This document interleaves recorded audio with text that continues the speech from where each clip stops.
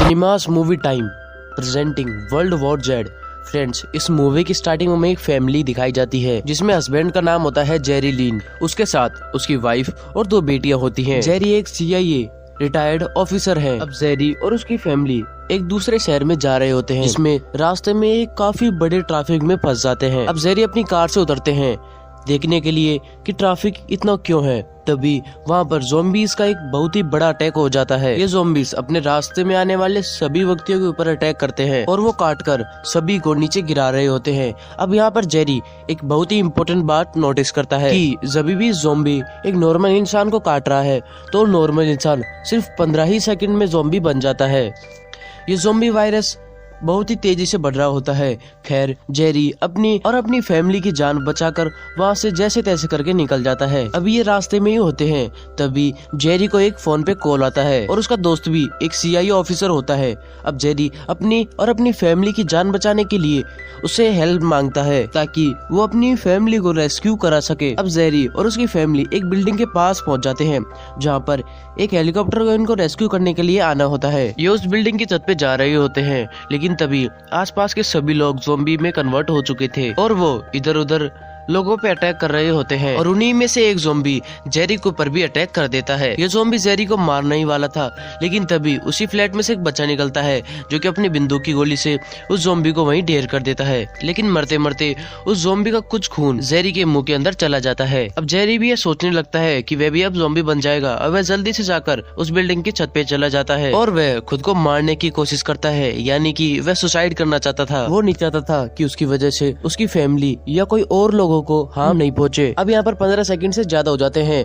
लेकिन जेरी अब ज़ॉम्बी नहीं बनता तो वह आइडिया लगा देता है कि कोई भी लिक्विड मींस ज़ॉम्बी का खून मुंह में जाने से कोई भी ज़ॉम्बी नहीं बनेगा। और उतनी ही देर में उनकी छत पर एक हेलीकॉप्टर आ जाता है जो कि जेरी के फ्रेंड ने ही भेजा होता है। अब इस हेलीकॉप्टर में बैठे हुए फौजी जेरी और जेरी की फैमिली को ज़ॉम्बी से बचाते हुए एक सिक्योर प्लेस पे ले आते हैं जहाँ पर जेरी उस बंदे से भी मिलता है, यानी कि उसका वो दोस्त जिसने उसके लिए हेलीकॉप्टर भेजा था। अब जेरी का दोस्त उसे बताता है कि ये वायरस अब तमाम देश मींस सारे देशों में लगभग फैल चुका है और करीबन सारी ही कंट्रियां इस वायरस को रोकने की कोशिश कर रही हैं, लेकिन ये वायरस रुकने का नाम ही नहीं ले रहा। लोगों को खाने पीने की शॉर्टेज हो रही है और सारी ही कंट्रीज की ट्रांसपोर्टेशन भी डैमेज है जिसकी वजह से एयरवेज, रेलवेज और ट्रांसपोर्ट सिस्टम बंद है। अब जेरी का दोस्त जेरी को यह भी बताता है कि तुम्हें डॉक्टर फैसबैग से मिलना होगा क्योंकि ये डॉक्टर काफी लंबे टाइम से ज़ॉम्बीज के ऊपर रिसर्च कर रहे हैं और यकीनन इस वायरस का कोई ना कोई सॉल्यूशन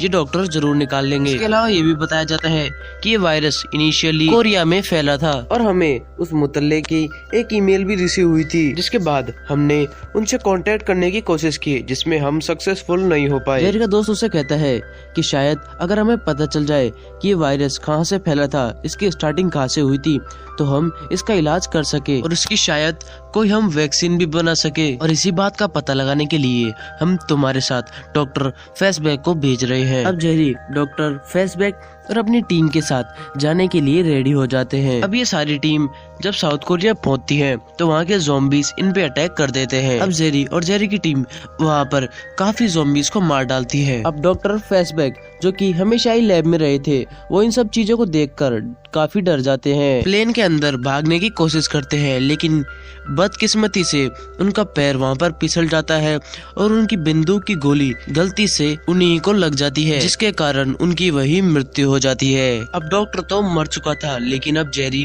और उनकी टीम के साथ जेरी एक नजदीकी हेल्थ केयर सेंटर में पहुंच जाते हैं जहाँ पे बेसिकली ये केस पहली दफा फैला था, यानी कि जहाँ से ज़ॉम्बी वायरस स्टार्ट हुआ था।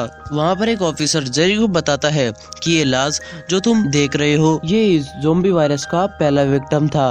अब जेरी उस ऑफिसर से पूछता है कि इस बंदे को किसने काटा था जिससे कि ये ज़ॉम्बी बन गया, लेकिन वो ऑफिसर्स इनके बारे में ज्यादा कुछ इन्फॉर्मेशन नहीं रखते थे। अब ये सारे ऑफिसर वहाँ से जा ही रहे होते हैं लेकिन तभी वहाँ पर एक जेल का कैदी इनकी अटेंशन उसकी तरफ खींचने की कोशिश करता है और वो कैदी अब इन ऑफिसर्स को इस वायरस के बारे में काफी कुछ बताने लगता है। वह कहता है कि इजराइल अपने देश की चारों तरफ एक दीवार खड़ी कर रहा है क्योंकि इजराइल पहले से जानता था कि यह अटैक अब होने वाला है। इस वायरस की खबर इजराइल को पहले ही थी। इसका मतलब कि इस वायरस के पीछे इसराइल की इन्वॉल्वमेंट हो सकती है। और अगर तुम्हें इसके बारे में और इन्फॉर्मेशन चाहिए तो तुम इसराइल के जेरूसलम में जाकर इस बंदे से मिलो। वो तुम्हारे सारे कॉन्सेप्ट्स क्लियर कर देगा, वो तुम्हारे सारे क्वेश्चंस के आंसर दे देगा। अब जेरी इसराइल के जेरूसलम में पहुंच जाते हैं, जहां पर वे उस बंदे से मिलते हैं जिसके बारे में उस कैदी ने जेरी को बताया था, ज़ॉम्बी वायरस के बारे में। अब जेरी उस बंदे से पूछता है तो वो बंदा जेरी को कोई क्लियर आंसर नहीं देता। अब इनकी इस बात के दौरान वहाँ के लोकल लोग कोई फेस्टिवल बना रहे होते हैं, गा रहे होते हैं और नाच रहे होते हैं। जेरी उन्हें रुकवाने की कोशिश करता है क्योंकि जहाँ पर शोर होता है वहाँ पर ज़ॉम्बीज जल्दी अट्रैक्ट होते हैं। ये सब कुछ जेरी पहले से ही जानता था। वहाँ पर काफी लोग होते हैं, इसलिए जेरी की बात पर कोई गौर नहीं करता। और उसी वक्त बहुत सारे ज़ॉम्बीज उस दीवार की तरफ बढ़ने लगते हैं और धीरे धीरे कर वो दीवार पर काफी ऊपर तक चढ़ जाते हैं। अभी तक तो इसराइल उस दीवार के चक्कर में सेफ होता है, लेकिन वो ज़ॉम्बीज सब उस दीवार को क्रॉस कर लेते हैं। अब वो ज़ॉम्बीज इसराइल के लोगों पर भी अटैक कर देते हैं और धीरे धीरे कर इसराइल के लोग भी ज़ॉम्बीज बनते जा रहे थे। अब हम यहाँ पे एक यूनिक बात नोटिस करते हैं, जो कि यह होती है कि ज़ॉम्बीज लोगों को तो खा रहे थे, लेकिन वो कुछ लोगों को तो छू भी नहीं रहे थे। यानी कि कुछ लोगों पर अटैक किया जा रहा था, लेकिन कुछ लोगों को यूं ही छोड़ दिया जाता था। अब जेरी इस बात को नोटिस कर लेता है और ये बात इस मूवी में आगे रिवील होने वाली है कि ये सब कुछ क्यों हो रहा था। अब वहाँ पर एक लोकल प्लेन आ जाता है जो कि जेरी और जेरी की टीम को बचा लेता है। जेरी प्लेन में आके तो बैठ जाता है, लेकिन उसे अभी भी सुकून नहीं मिल रहा था और वो गौर करता है, यानी कि वो ऑब्जर्व करता है कि उस प्लेन के पीछे वाले हिस्से में वायरस फैल रहा है। यानी कि कुछ इन्फेक्टेड लोग उस प्लेन में पहले से ही मौजूद थे और वो एक दूसरे को आपस में काट रहे होते हैं, जिससे कि ज़ॉम्बी वायरस उस प्लेन में काफी जल्दी फैल रहा है। और अब जेरी सभी से कहता है कि तुम सभी अपना अपना लगेज इस जहाज के बीच में रख दो। यानी कि एक तरफ ज़ॉम्बीज थे और एक तरफ बिना ज़ॉम्बी वायरस के इन्फेक्टेड लोग, ताकि वो इन्फेक्टेड ज़ॉम्बीज इन सभी को ना देख सके। लेकिन गलती से एक बंदा अपना लगेज गिरा देता है और उसी गिरने की आवाज से ज़ॉम्बीज को पता चल जाता है कि दूसरी साइड भी लोग हैं और ज़ॉम्बीज अब उन पे अटैक करना शुरू कर देते हैं। जेरी और बाकी लोग इस सिचुएशन को कंट्रोल करने की काफी कोशिश करते हैं, लेकिन एक वक्त ऐसा आ जाता है जब जेरी इस सिचुएशन को कंट्रोल नहीं कर पाता। जेरी अपने पास से एक ग्रेनेड निकालता है और उसे ज़ॉम्बीज के ऊपर फेंक देता है।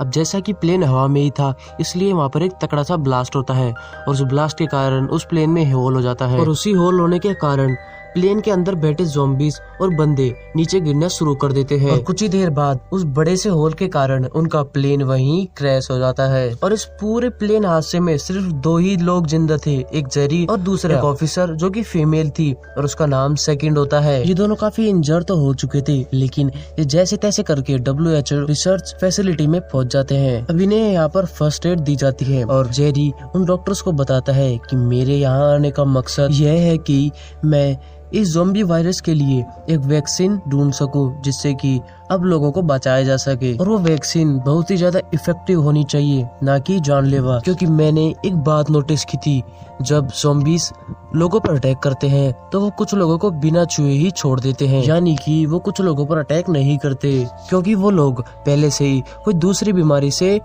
जूझ रहे होते हैं। क्योंकि ज़ॉम्बीज सिर्फ और सिर्फ हेल्दी बॉडी पर ही अटैक करते हैं, सिर्फ हेल्दी बॉडी को ही काटते हैं और उनमें अपना वायरस फैलाते हैं। ये ज़ॉम्बीज काफी स्मार्ट है, ये पहले से ही बीमार हुए आदमी को इन्फेक्टेड नहीं करते। अब डॉक्टर्स इससे कहते हैं कि हम डॉक्टर्स हैं और हम किसी भी बात को बिना प्रूफ नहीं मानते। यानी कि अब डॉक्टर को इस बात का प्रूफ चाहिए था। डॉक्टर्स कहते हैं कि हमें इस प्रूफ के लिए हमें किसी इंसान के अंदर एक बैक्टीरिया इंजेक्ट कर उसे ज़ॉम्बी के सामने भेजना होगा, जिससे कि हम पता कर सके कि ज़ॉम्बी उसे खाता है या नहीं। और अगर वो बंदा उनके सामने जाता है लेकिन ज़ॉम्बीज उस पर अटैक नहीं करते, तो तुम्हारी थ्योरी बिल्कुल एकदम सही है। अब जेरी इस एक्सपेरिमेंट को अपने ऊपर करने के लिए तैयार हो जाता है, लेकिन प्रॉब्लम ये आ रही थी कि जो वैक्सीन थी जिसमें बैक्टीरिया है वो फैसिलिटी के उस पोर्शन में है जिसमें अब ज़ॉम्बीज का वायरस फैल चुका था। यानी कि वहाँ पर ज़ॉम्बीज तो जरूर होंगे। अब ये लोग उस बैक्टीरिया वाली वैक्सीन को हासिल करने के लिए